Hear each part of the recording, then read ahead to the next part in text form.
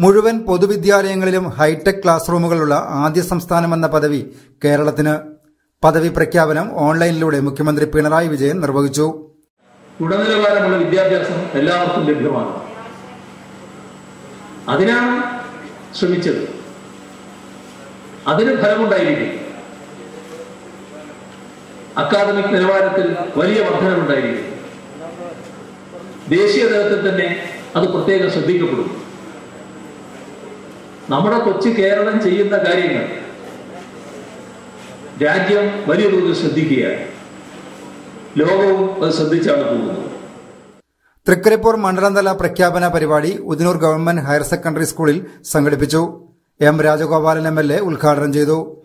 ശൃംഖലാബന്ധിതമായ കൂട്ടായ്മയോടെയുള്ള പ്രവർത്തനത്തിലൂടെയാണ് ഈ ഉജ്ജ്വലമായ നേട്ടം കൈവരിച്ച് ലോകത്തിന് തന്നെ മാതൃക കൈവരിക്കാൻ വിധം ഈ കേരളത്തെ ഉയർത്തിക്കാണിക്കാൻ നമുക്ക് കഴിഞ്ഞത്. അധ്യാപക രക്ഷാകർതൃ സമൂഹം, വിദ്യാർത്ഥികൾ, ഇതുമായി ബന്ധപ്പെടുന്ന സാങ്കേതിക ഉപദേശം നൽകാൻ കഴിയുന്ന ആളുകൾ, എക്സ്പേർട്സ്, അങ്ങനെ എല്ലാ ആളുകളും, എല്ലാ വിഭാഗം ജനങ്ങളും ഈ ഒരു പ്രക്രിയക്ക് സഹായകരമായിട്ടുള്ള നിലപാട് അഥവാ പങ്കാളികളാകാനും സഹായിക്കാനും തയ്യാറായി എന്നുള്ളതാണ് ഏറ്റവും പ്രധാനപ്പെട്ട നേട്ടം.